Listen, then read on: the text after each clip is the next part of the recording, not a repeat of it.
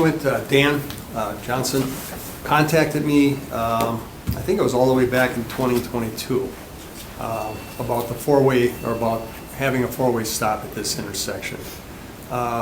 It was set up on the agenda, and he was unable to make it because he had to be out of town for cancer treatment. He was unaware of that. I was unable to make the meeting, and so it was received and placed on file. I did appeal to have that reheard. He got a petition together, had neighbors sign it, looking for a four-way stop. He has an adult age son who is handicapped and has difficulty in crossing the street, and he's had some near misses. He did some research. He found out that originally there used to be a four-way stop there. It was removed to put a bus route in, which has since been removed. There's been accidents, like I said, near misses with his son, and so he asked to have this looked at.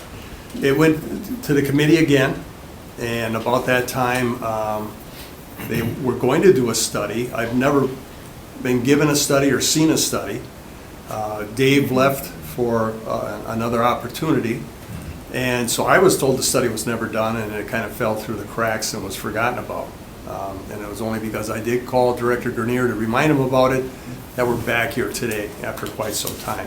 I think Mr. Johnson and his son have waited a long time for the city to act, and there can be some things that happen to make things happen the way this is, but I think it's unfortunate that he and his son have had to wait so long to have a decision rendered. As a former police officer, I don't think you can solve every traffic issue with signs and that kind of stuff, but putting a police officer there to watch traffic and make sure it's safe for him is not realistic. I think that sometimes we have to have exceptions to the rules, and in this case, considering everything that's involved, I think it would behoove the city to take that into consideration and grant that a four-way stop be placed there. Any questions? Any questions, members of the commission? All right. Thank you very much. Thank you, Alder. Yeah. Now, you want to repeat your motion? Make a motion to open the floor for comments. And there is a second. All in favor signify by saying aye. Aye. Opposed, nay. The ayes have it. If you wish to speak, it would be very much appreciated to state your name and address for the record. Okay, so I'm John Shelton. I live at 1045 Webster.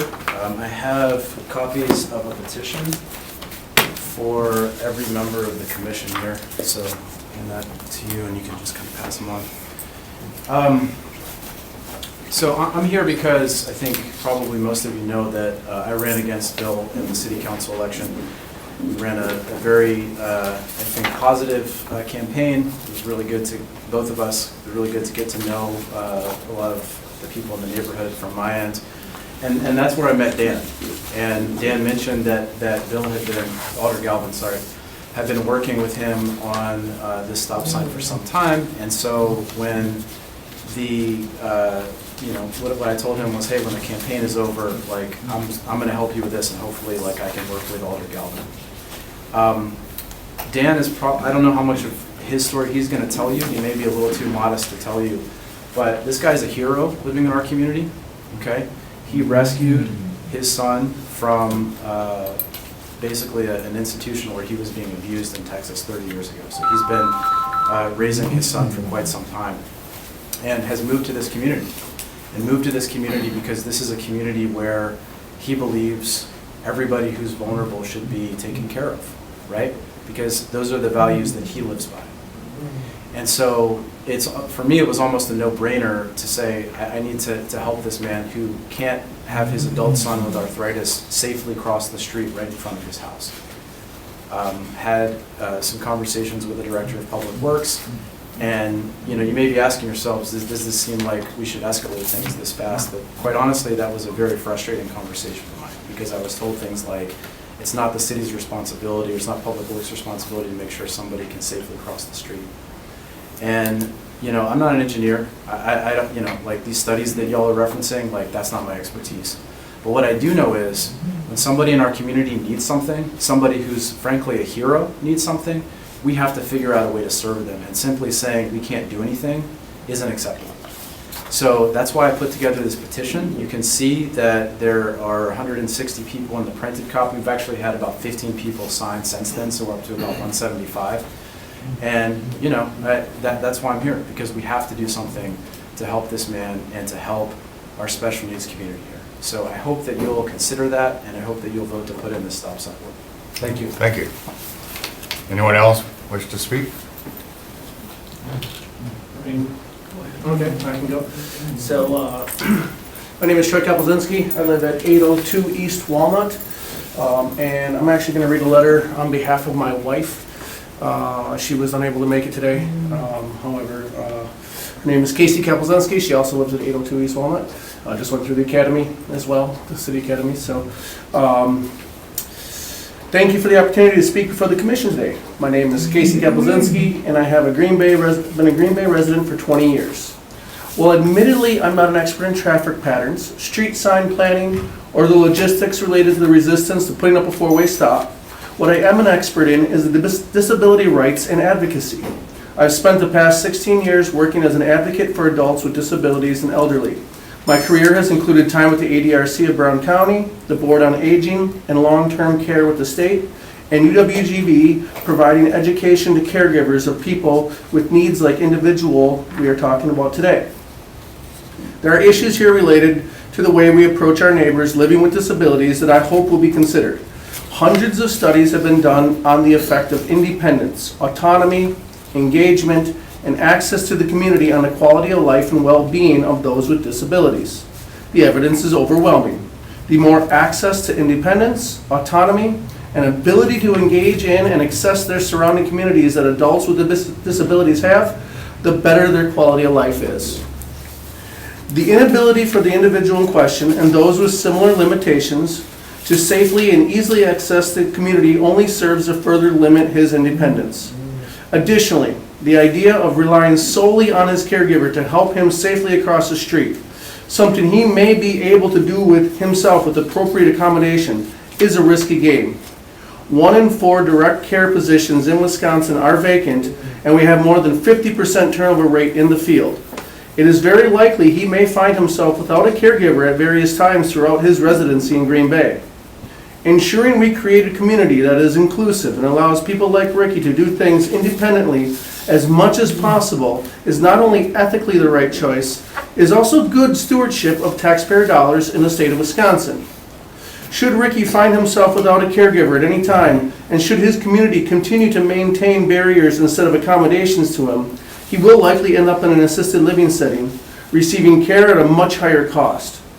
Often, people with disabilities rely on our public long-term care, Medicaid programs to fund their care, and it is an undisputed fact that care in the community in one's home is much more cost-effective for Wisconsin taxpayers. As Green Bay works to maintain its reputation to be a wonderful place to live in, which it really is, ensuring livability for all citizens is key that reputation remain in the world of diverse abilities.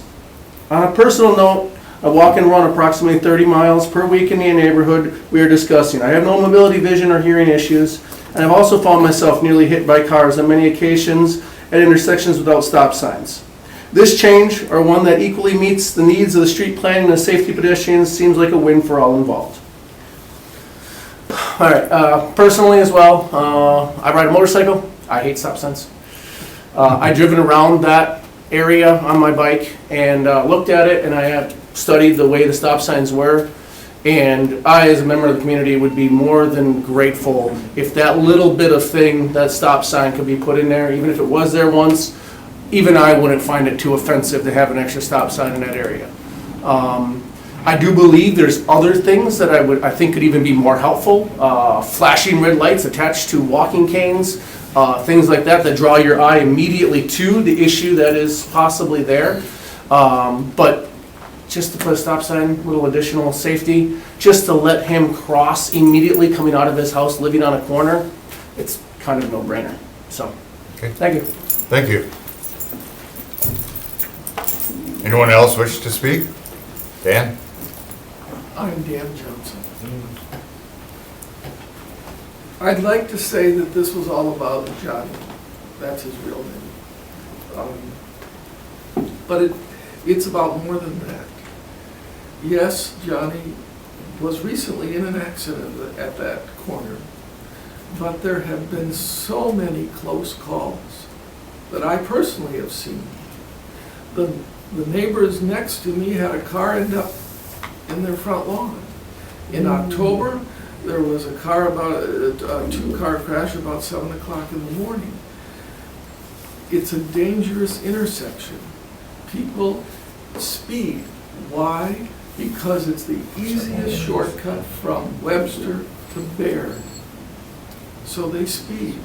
It's not safe. This not only impacts Johnny, it impacts children who try and cross it. It impacts the elderly. It impacts anybody who can't move fast. So it's another accident waiting to happen. So that's why when they say it's about Johnny, I say it's about more than that. Some people, this John, is kind and says that I'm a hero. I'm not. I did, however, find Johnny 33 years ago, tied to a bed in an institution in north of Dallas. His hands were tied because his gums had grown over his teeth. Because in Texas, they can give anybody gland sodium and it causes the roof of their mouth to change.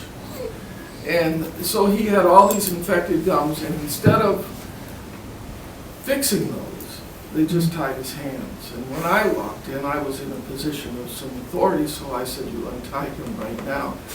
They did, and he immediately started hitting his face. So I walked over and I could smell the abscess. So I started working with him. He was very aggressive, very aggressive. He still has some self-abuse, but when I first got him, he had to have a helmet, so he has made progress. So what I did to break through that shell was I put him on roller skates, and I would pull him down those long terrazzo halls, and he liked that. But his other instincts got the better of him, and he'd turn to attack me, and he'd fall, but I'd catch him. So he learned how to trust me, he learned not to attack me. Well, after months of this, one day he grabbed hold of my arm, and he would not let go. So, I had to take him. He's missing one eye here. The other eye doesn't work. It's a complete loss of sight. He has a complete loss of sound. I had him tested at the University of Kansas and the University of Texas. And they put stimuli into the one eye and into both ears, and I watched those computers, they stayed flat. So he's very rare that way. The other thing is that he has arthritis, and the doctors want me to force him to move so that he keeps his arthritis in check. And that's difficult because he doesn't move fast. So that's the story of Johnny. And the reason we ended up in Green Bay is because I ended up with cancer in actually 2 spots. I am being treated, it is in remission, it's doing well. But I thought, excuse me, if I don't step up and get him a place, then if I die before he does, he's going to have to be institutionalized. Because if I'm not around, he can get aggressive. So I have help that steps in and gives me respite, but it's not for long periods of time, because if I let him, if he knew I was gone for a long period of time, he would start getting abusive towards the caregiver and towards himself. So anyway, I thought, well, I have to get him a house. And we lived in Madison, and it was so expensive. So I did some research and found out that Green Bay was affordable. And this particular house had a lot that I could put in some swimming for him, because blind deaf people really only, if you've got this level of disability, you only have two things, really, food and warm water. So I took this house, and it also had a bathroom and a bedroom on the first floor, so it checked all the boxes. And the people that sold it to me were very nice. So I got what I could afford, and I'm fixing it up for him so that if I'm not here, he doesn't, it's in a trust for him, so he's not going anywhere. And I think that this is a reasonable request. I don't see anything unreasonable about it. And so the excuses that I've been given were, one, that if another stop sign went up, it would actually increase the speed. But if you had to stop for a stop sign, it's a block, it would actually slow it down. And that's common sense. The second reason I was given was that a study hasn't been done. But when they did the study, they didn't put any type of mechanisms in place to measure speed. So how valid is the study? The third excuse I was given was it's the job of law enforcement, which to me, right or wrong, that's a very expensive way to solve this problem. The fourth excuse was it's not DPW's job to make sure that disabled people can cross a street safely. That's the caregiver's job. And the fifth reason, and by the way, the latest accident happened when I was crossing with Johnny about 7:15 in the morning. And I looked to Baird, which is 1 block away, and I looked to Roosevelt, which is another block away. And there was nobody coming. So we started the trek across. By the time we got roughly halfway across, a car came from Baird, and they were not slowing down. And I had to turn Johnny around and get him out of the way. I elected to turn him around and bring him back because I didn't want to step into the path of that driver, who was a young woman on a cell phone. So I did what I could to get him out of there safely, but he fell. And Bill Galvin has pictures of the injury for those that need to see that. And the fifth reason I was given was if DPW has to make this accommodation for one, then when all the other people want accommodations, we'll have to make accommodations to them, for them too. I don't find any of those reasons acceptable. I think Green Bay is better than this. I hope it is, because Johnny's going to be here a long time. Thank you. Thank you, sir. Anyone else wish to speak on this issue? I do. Yes. My name is Denise Charlier, and I live at 1545 Shadow Ridge Way in De Pere. But I am here I am the president of the Brown County chapter of the National Federation of the Blind, and I'm here to give my opinion. I did some research when I was made aware of this issue, and normally with blind and deaf individuals, they put in a stop light that either vibrates or makes a tone so that they're able to cross the street independently. And I think that putting in a four-way stop for Dan and his son is a much cheaper way of fixing this situation than putting in some stoplights. I also know that Johnny is entitled to reasonable accommodations so that he's able to live an independent life. And in the NFB, we try to raise the expectations of the blind so that we can meet our dreams and the barriers that the city is putting in front of Johnny is not letting him live the life that he wishes to do. So I just wanted to say that we could do better. Thank you, ma'am. Are there any other members of the audience that wish to speak? Yes, Alder? Hello.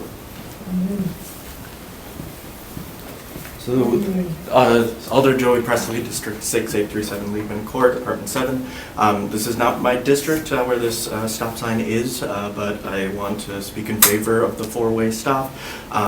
Everything that is going to be said has already been said, I think, but I just want to add my voice as an alder to that as well. And just, we've had incidents in the past, we've had dedications for incidents that have happened in the past where people have been struck by traffic, where people have not had the accommodations they need on the sidewalk and have been struck by traffic.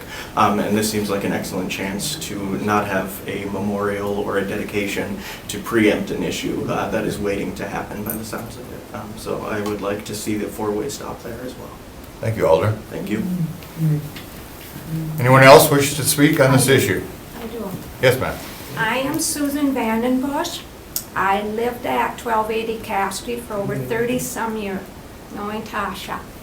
I have gotten to know Dan and his son for almost a year now. I believe in my heart, when I met him, met his son, the dog, that anybody that has a disability, blind or deaf, there should be a stop sign there. I have witnessed it, I have seen it, I've been in the neighborhood long enough. I am the girl that helps Dan every now and then with his son. I had never had children. Johnny has become part of my life, as well as Dan. I don't see that the city should not put a sign there like she had said. There's got to be something that's got to be done there. We cannot take his son for a walk or across because of how the traffic flies through. They don't slow down, they don't stop. There's a guy that I've known, Tim Duane, his daughter was badly hit there. They haven't done anything yet for it. So what is it going to take for people to understand that he needs that sign there? You know, I know the city, but I think Green Bay can do better. I love Green Bay as well as you do, and I think on behalf that he deserves to have that. Okay, thank you, ma'am. You're welcome. Anyone else wish to speak on this issue? Yes, ma'am. Hi. Alder Alyssa Prophet, 1262 Cherry Street, also not my district, but this is a couple blocks from my house actually, so I did also drive it, kind of take a peek. It's also 1 block from Astor Park, so outside of the accommodations that I think are beyond reasonable for this situation. There's also kids that are trying to walk in this community as well. There's issues, I mean, with the speeding traffic, I see that in my own neck of the woods too. I'm actually, Irwin is right by my house as well, just on the other end. So I'm also just in favor and echo what has been said here tonight. Thank you, Alder. Anyone else? Is there a motion to close? Motion to close the floor. It's been moved and seconded to close the floor. All in favor signify by saying aye. Aye. Opposed, nay. The ayes have it. Does any member of the commission wish to make any comments or make a motion? I do have a question for the alder. Sure. So when you've been in this neighborhood, did you knock on doors and ask how many people were in support of this? Oh, I did not. You did not, okay. Because over half of these are people that are out of town, so I was kind of wondering. No, I did not knock on doors. When Dan did the first petition, that was all neighbors that lived within a block of his residence. I don't know what happened to that petition. He handed it into this committee, and I don't know what happened to it. I mean, it was some time ago. It's also not true that half of the signatures are Okay. from town. With the pleasure, Yeah, I never- with the pleasure of the chair, I would like to offer a few clarifying statements, though. Okay. First of which, the gentleman in the back who's the father, I've never spoken with personally. So So as a result, what he is getting is secondhand information, which I do think is carrying a significant bias and is not representative of what I have spoken to the public about in the past. What I have spoken about is unwarranted traffic control devices, which you as commissioners have heard of before.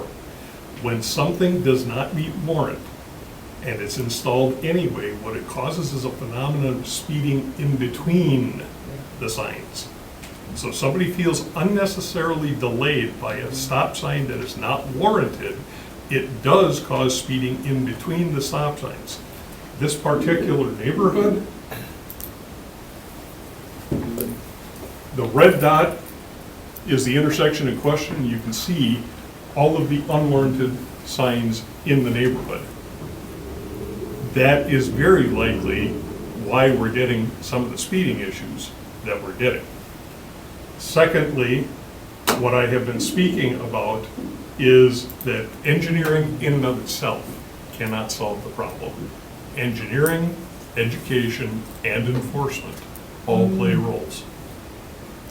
So I continue to believe that because that's what the studies, that's what the logic in the nation has dictated. So simply adding one piece to the puzzle is not going to solve the problem. We also need enforcement, we need driver's education. The individual stated that one of the near misses that just happened was somebody on a cell phone. So you have inattentive drivers. That is also illegal. I would state that the Department of Public Works has been a huge advocate for providing proper pedestrian accommodations for users of all categories. I personally have been designing barrier-free for over 33 years. So to characterize my department or me personally as not having the concerns of mobility or other limited individuals at heart, I think is a gross mischaracterization of what this department is about. What we do is we follow data. And the data remains where the data was in 2015. This area had a four-way stop at one point and it was removed because a four-way stop was unwarranted. It continues to be unwarranted. So staff's position will continue to be not to put that stop sign in. It's not going to be the only intersection in the city of Green Bay where staff recommendation was not followed. If that's the desire of this commission, then that's the desire of this commission. But we have to give you factual data to work with, and then you make your decisions from there. Thank you, Director. Is there anything that you would suggest, if you don't think the stop sign is necessarily the thing, is there some sort of speed bump or signage or something else that you would recommend that would be better? We're going to be discussing a traffic calming policy later on tonight. If the neighbors wish to investigate traffic calming in the neighborhood, that would be something that would be appropriate, but simply adding a stop sign where it's not needed or where the data demonstrates it won't be effective is counterintuitive. I do have a question for you. How many speed limit signs are on these streets?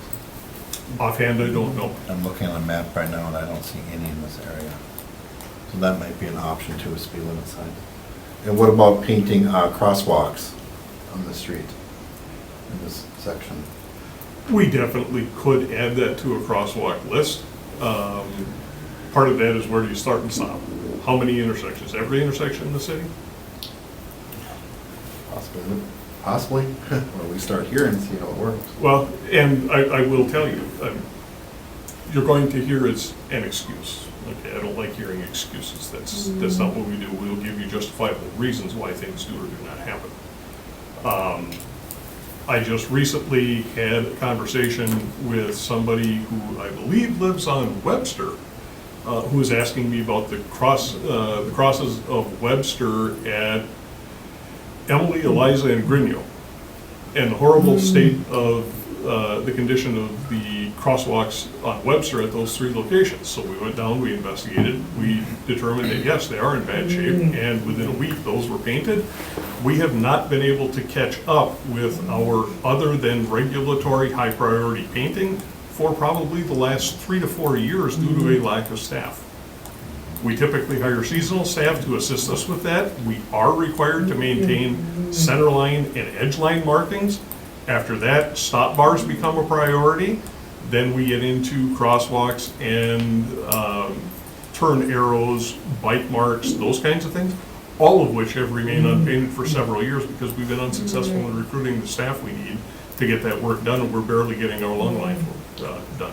So, I mean, I'm not here to offer you an excuse, I'm here to tell you, there simply aren't enough hours in the day to get all this painting done. We can add these crosswalks in if you would like that done, but I can't guarantee you on any given year that they'll get painted every year.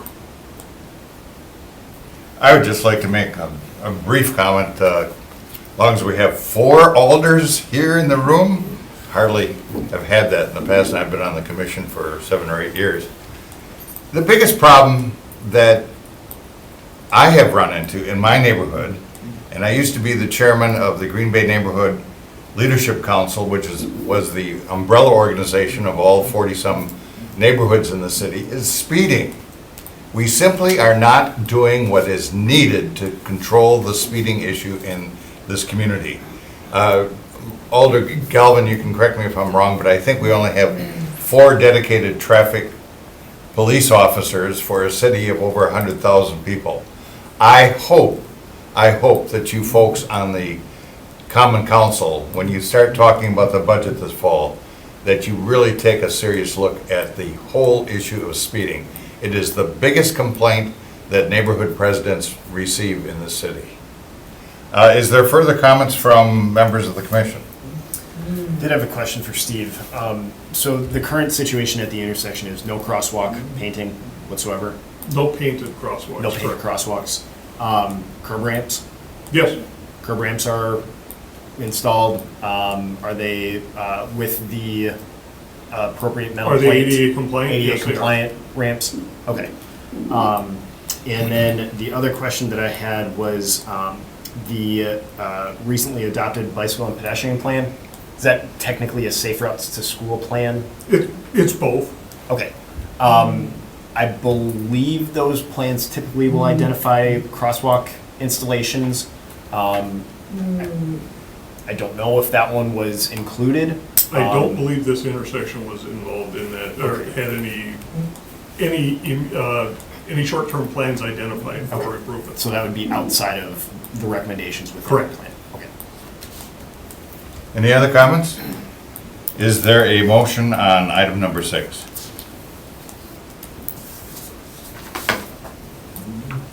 We'll see if I get shut down. I would like to make a motion to give them the stop sign just because it's the right thing to do. I live in that neighborhood and there is a lot of speeding there. I know everybody worries about precedents, but right now it's just this one community, this one neighborhood, and this one family asking. So I'm going to put it out there. Okay. Is there a second? I will second for discussion purposes. Any comments from members of the commission? I think we need to go further than just stop signs. I really do think we need to make this area pronounced by painting sidewalk lines over the street. You want to make that as a friendly amendment? Yeah, I think so. And also, I noticed from last year, there's flags on these stop signs. One's missing and one looks pretty deteriorated. No, that's If we're gonna keep the signs, we should put new flags out there as well. Okay. And also another recommendation would be putting the reflectors on the poles like we did previously with other stop signs. Okay, you There's a mentioned- lot of trees here, so. You mentioned 3 items. Yeah. Do you wish to make that as a friendly amendment? I would. Let's do all 3. Does the author of the proposal accept the friendly amendment? I accept the friendly amendment. Okay. Further comments?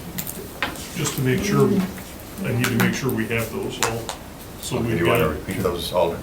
So it looks like we need to update the flags that are on the stop signs currently. These are from last year, it looks pretty deteriorated. Paint in the crosswalk sign lines. and then the bright side. Yeah, bright signs. Any further any further comments from members of the commission? Okay. As amended, all those in favor signify by saying aye. Aye. Opposed, nay. The ayes have it, the motion is unanimous. Thank you, ladies and gentlemen, appreciate it. Just for the commission, that will go forward on a 90-day trial. Yeah. Okay, we're back to the regular agenda. Under general business, consideration possible action of the report of the police department on the monthly traffic enforcement.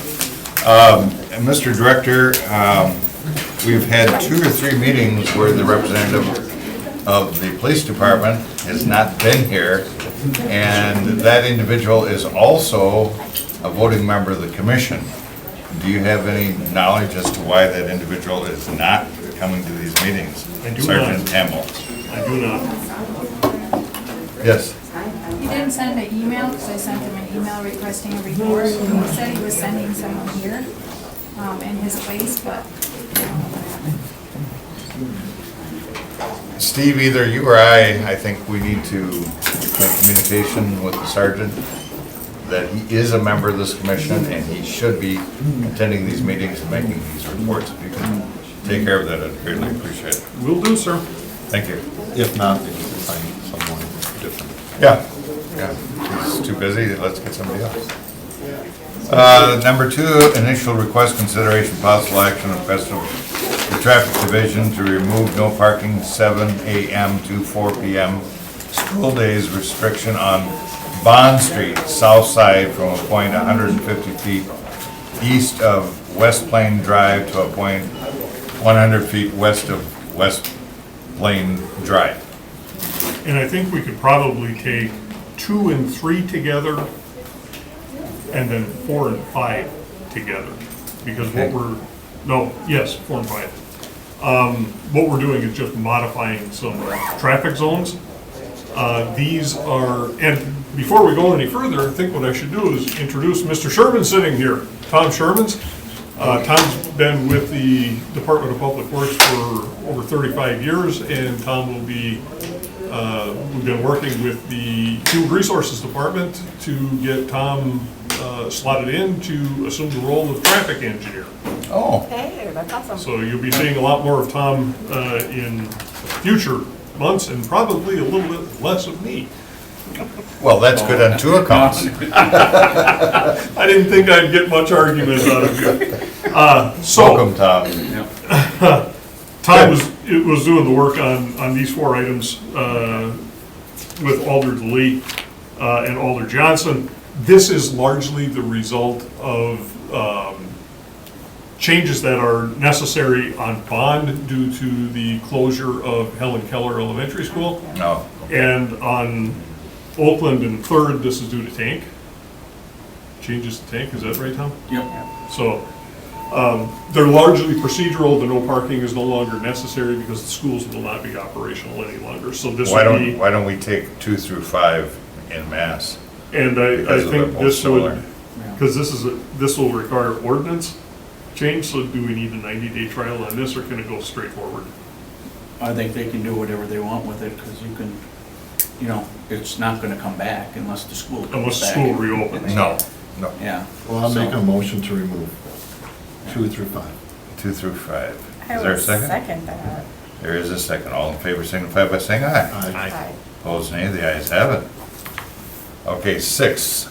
Let me get my glasses on. We've already addressed. Oh, wait, 6 we already did. I'm sorry. 7, referred back from request on May 20th, 2024, consideration of possible action on the request of Alder Stevens to amend the existing policy, including traffic calming measures with all new and reconstructed streets. And I think we should take 8 for discussion purposes as well. Agreed. Consideration of possible action on the request of Alder Stevens to amend the existing policy to allow traffic calming measures on collector streets within the city. Alder Stevens, do you have any comments? No comments, so refer this over to Steve. Well, We've been and- working on this for a while, so. We have provided to you in the agenda packet a copy of the proposed modifications to the neighborhood traffic calming policy, and I made sure to leave everything in a red line format to make it easier for you to track what those proposed modifications are. Interested in hearing feedback or any additional changes that the commission might be interested in. Okay, Dan, I've got a proposed amendment, but Dan, let's hear from you first. Yeah, I appreciate having the red line copy, Steve. That was helpful.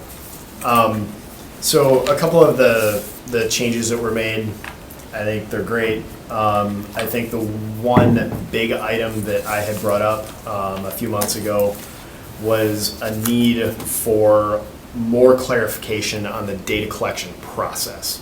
And I did not see anything included as far as the data collection process goes. So I would really like to make a recommendation back to staff that we include an additional bullet point under the speed problem thresholds in step 3 that identifies that the speed data is going to be collected by using traffic tubes, and that the location of those should be made subject to the traffic engineer, or whatever is the appropriate location, and that secondly, if the data is determined that a step 4 or a stage 1 traffic calming measure is to be implemented, that then I don't know if it would be appropriate to put it in this bullet point or in another bullet point in step 5, but that if the data collection occurs again on the back half of a stage 1 implementation, that it is exactly repeated as in step 3. Due to my own experience with the program, I don't believe that process or those steps were followed. I believe the data collection was done 2 different ways, and that, in my opinion, completely skewed this whole process and was part of the reason why there was no implementation beyond a stage 1. Those are easy enough modifications to make. Okay. One other item that I did have was, I noticed the very last page in Appendix 2, within the points table, under number 2, the percent of vehicles 5 miles per hour over the posted or statutory speed limit gains points. However, the recommendations that are being made in step 3 are 7 miles per hour over and 10 miles per hour over for those thresholds. Is there an inconsistency there between the way that we're divvying up points and the way that we're identifying those? So which, I guess from a traffic engineer's standpoint, which is the appropriate speed threshold? Personally, I would like to see the 5 mile per hour threshold, because I think that's what's generally accepted, and I put that in air quotes, because I think it's generally accepted. But if from a engineering standpoint, the threshold that is commonly used is 7 miles per hour, then I'm fine with leaving it that way, but I want to have that discussion. The more commonly accepted threshold is 7. And the reason I say that, what we changed under step 3 speeding problem thresholds, it used to state above 32 mile per hour, 20 mile per hour for alleys, and we simply changed that to more than 7 miles per hour above the posted speed limit, because the posted speed limit would be 25. Right. And that's how this policy has existed since it was first developed.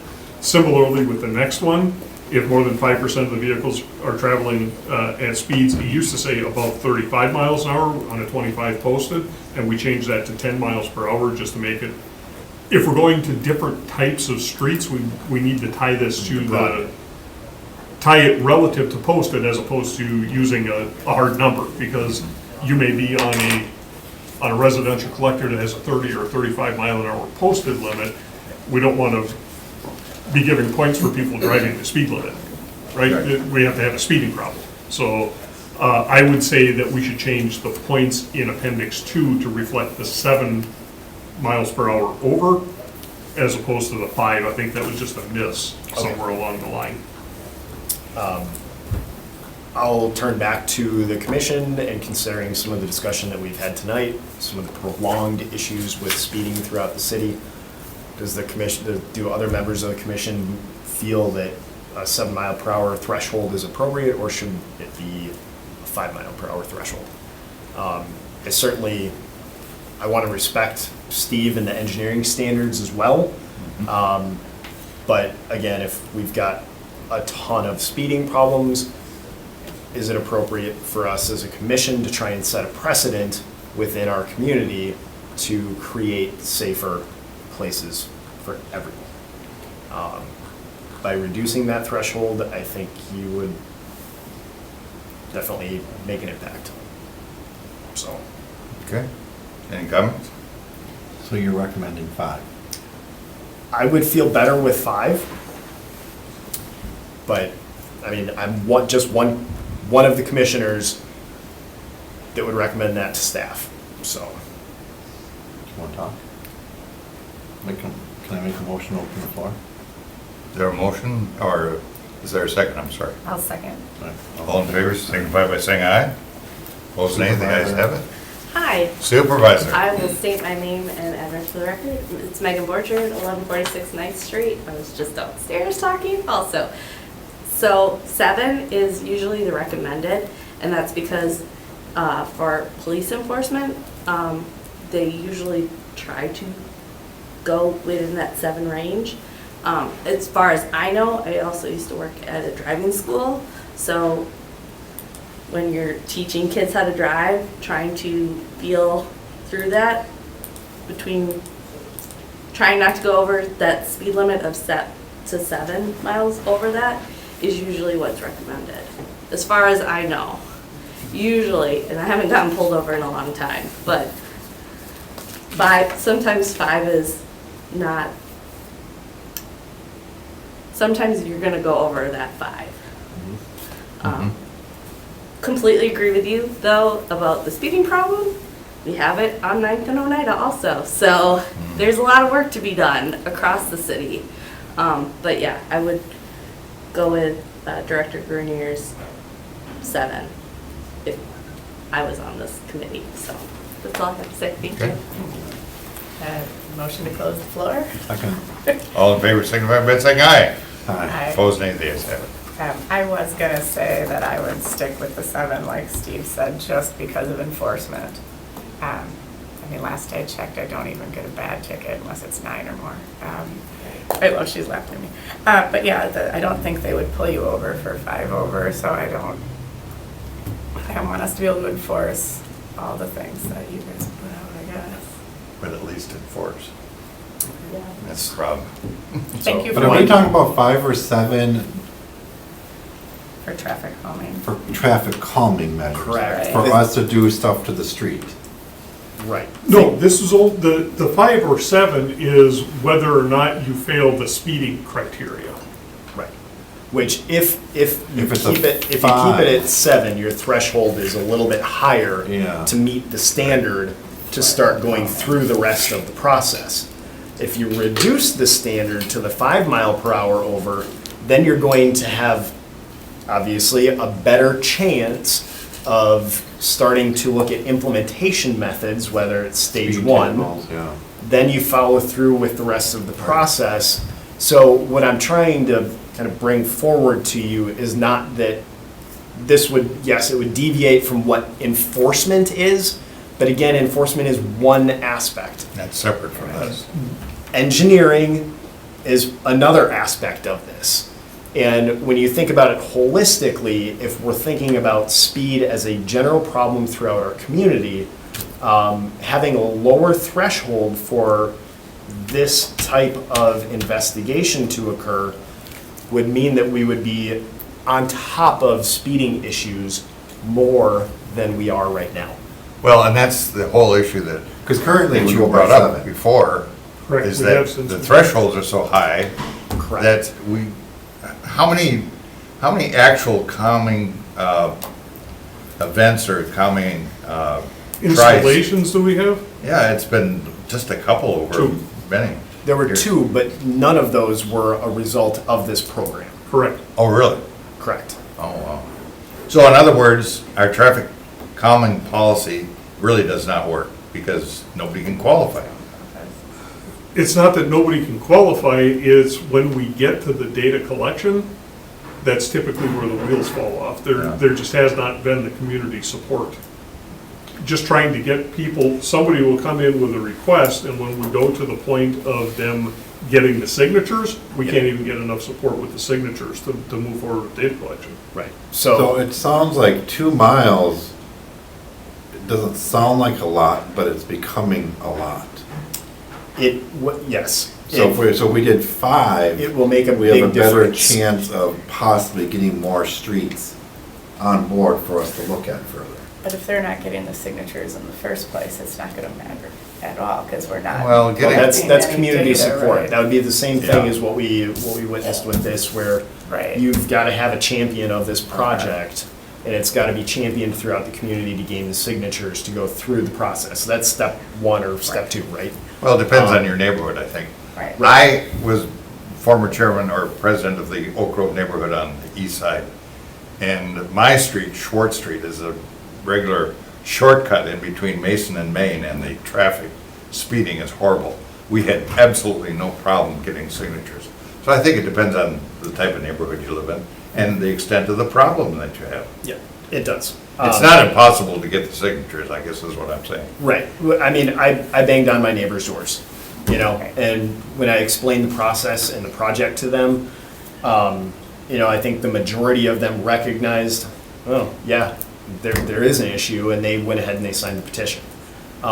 So, yes, once you get through gaining enough signatures, then it's then up to staff to follow the rest of this process. So, big picture, if the speed is reduced by 2 miles an hour and the threshold is set at 5 miles per hour over the speed limit, what you then will get is you will get more projects moving on to a stage 1 implementation. Right.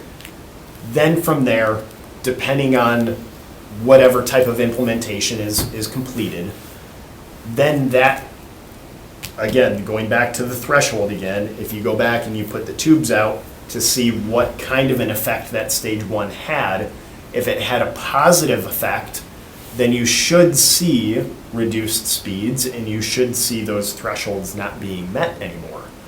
But if you do meet those thresholds again, then that will again force staff to go on to the next step, which is step 5, which is, I don't remember what step 5 is if that's investigating the next step of traffic calming, which would be a more permanent solution, then you would move on to step 5. But, if we're getting stuck at number 1, I mean, you gotta have the neighborhood support, which is obvious. But, again, I'll go back to my personal experience with it. I believe the data collection portion of this is what's skewed. And that is part of a big part of the reason why 0 of these projects have gotten to any type of implementation. I don't think that we're ready to vote on this issue tonight. I would make the request, Steve, that you get together with the commissioner and make sure that the thresholds are what he has envisioned, because we talked about that last meeting. I don't know why you folks didn't get together, but I think it's important to have Dan's input because he's the in-house expert on it. I have 2 amendments that I'm just going to pass out. I'm not going to discuss tonight because I think we need to put a whole package together and then come back and discuss the whole issue at the next meeting because there has to be changes. I don't think we're ready to vote on the language in total of this issue tonight. Let me just pass this amendment on. I talked to several people that are in the business community, and they were concerned about not having language in there that would negate the input of entities other than residents of a neighborhood. That's one issue. And the other issue that was of concern to them is that they would like to make certain that the language provides that the ultimate authorities for making the decisions on traffic calming is not necessarily city staff, but indeed the INS committee and the city council. And that, of course, I think is just a clarification because that would be the process anyway. Correct. And Okay. I do see Commissioner Sorrell has his hand raised. What's that? He has got his hand up. Oh, I'm sorry. Commissioner. Oh, hang on a second. Oh, Gotta unmute.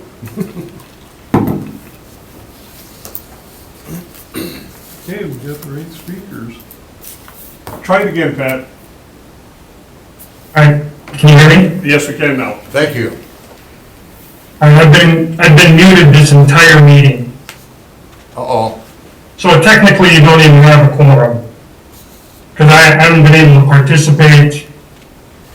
I don't know who it is that's supposed to monitor the Zoom, but my hand's been raised for 45 minutes.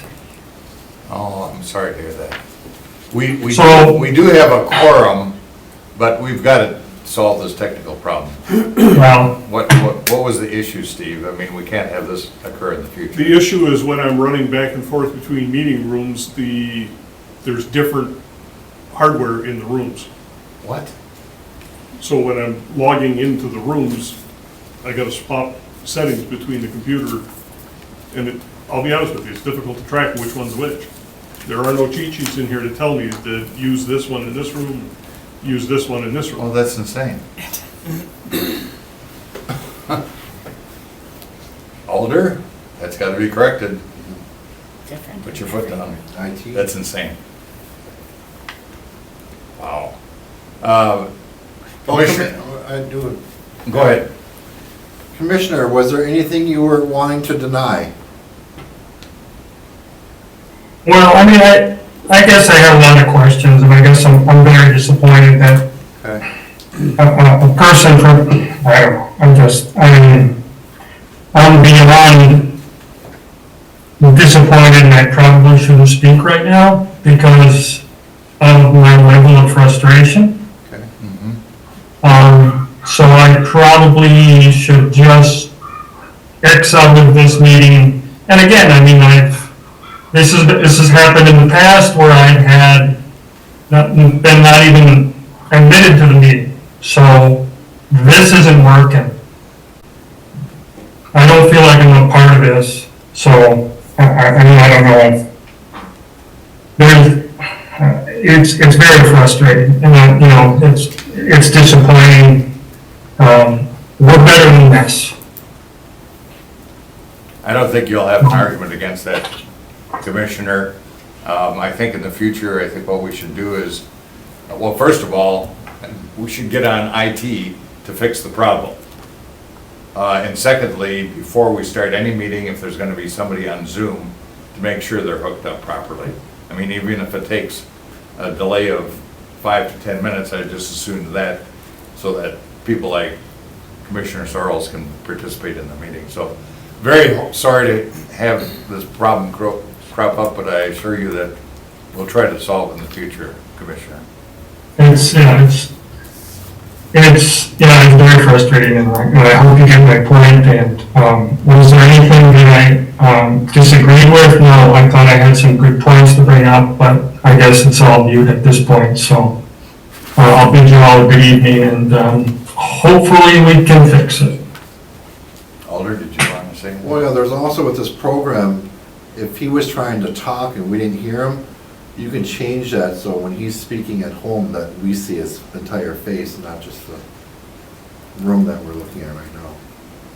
So there's Okay. different options. I mean, even if you have my picture, Sure, you know, but your picture. I'm raising my hand. 1 by 1 inch. and I'm not even seeing the room, so, Yeah. No, your picture is 1 by 1 right now, so yeah, right. if it was a full screen. Talk about feeling like you don't exist, right? I mean, anyway. Well, that was maybe my fault, Commissioner. I should have taken a look at the screen more often, but, Well, no, I don't want to place blame, it's fine, and I understand, Steve, that it's frustrating, it's not, it's an old building, and it's got there's a lot of IT issues, so, anyway. I would make a suggestion too, that the commission, we should all have each other's phone numbers, so if something like this does happen, Right. you can call. Right, I couldn't, yeah, I don't have anybody to text to say hello, right, yeah, it's a bit frustrating, but, okay. thank you. All right, we'll bring traffic calming back At the next meeting, hopefully that'll be the last time we talk about it. We've been talking about this for 8 months, I think. But let's get all the language put together, Steve, and then we'll discuss it. Please take the opportunity to read through what Steve will be sending to you. I know it's long and complicated, but this is a very important issue in the community. I think that's it for tonight, is that correct? Well, we would actually need a formal motion to hold. Motion to hold until the next meeting. Is there a second? Second. All in favor of holding items 7 and 8 until the next meeting? Aye. Signify by saying Aye. aye. Opposed, nay. The ayes have it. Next meeting will be September 16th. Is there a motion to adjourn? Motion to adjourn. Is there a second? Second. Motion and second. All in favor signify by saying aye. Aye. Opposed, nay. Aye. The ayes have it. I will support Thank you, everyone. that. Okay, I know